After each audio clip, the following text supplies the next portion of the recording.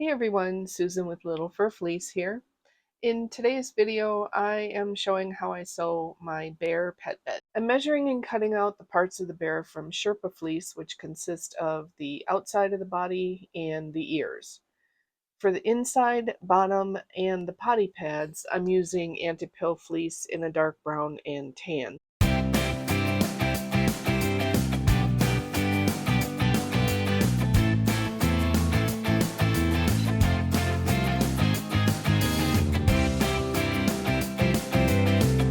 After I have all the fleece parts cut out, I move on to cutting out the foam as well as the absorbent layers for the pads.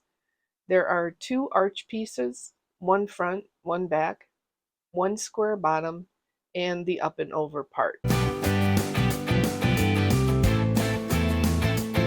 Pre-assembling the pads, I put a layer of absorbent padding down, then one fleece square with the right side facing up, the other square with the right side facing down, and then cover it with the last absorbent padding layer. For the bottom portion, I put down one of the large fleece squares with the right side facing down, center the foam square, and then top with the other square of fleece with the right side facing up, and then pin those together. Fleece and Sherpa right sides together for the front of the bed, and then I clip to the foam.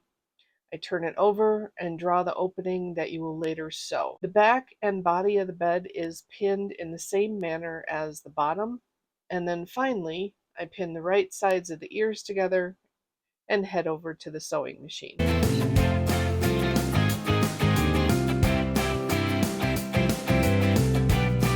I usually start with the potty pads. After sewing both of those together, trim off the excess and then turn them right side out. You can hand stitch with an invisible stitch like I'm doing, or you're more than welcome to use a machine to stitch this closed. Either way, the animals you're giving it to won't mind. After sewing the hole closed, I sew 2 lines of top stitching just to keep everything from shifting in the wash. Now I'm base stitching all around the foam pieces. I do this to help keep the fleece and foam from shifting too much when assembling the individual parts. For the opening, I sew around the pattern I drew, cut the hole out, and turn the fleece out to the other side. Then I base stitch it and top stitch it. I then top stitch the back and the bottom of the bear. Lastly, I'm basting and top stitching the up and over portion, which becomes the body of the bear.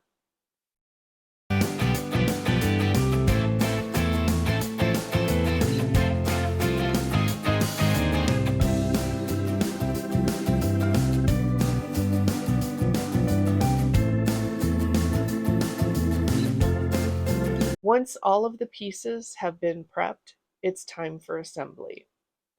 I start by attaching the front to the body of the bear with pins and then carefully and slowly sew them together. I repeat the same process with the back of the bed.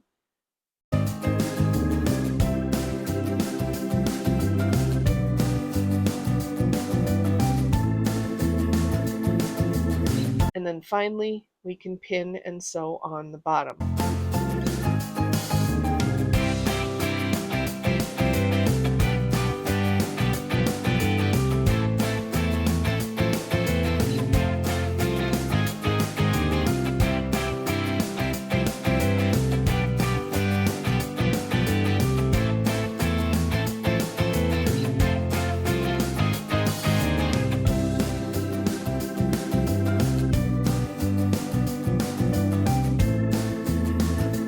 After everything is sewn, I lint roll all of the seams to remove as much of the floof as I can before turning the right side out.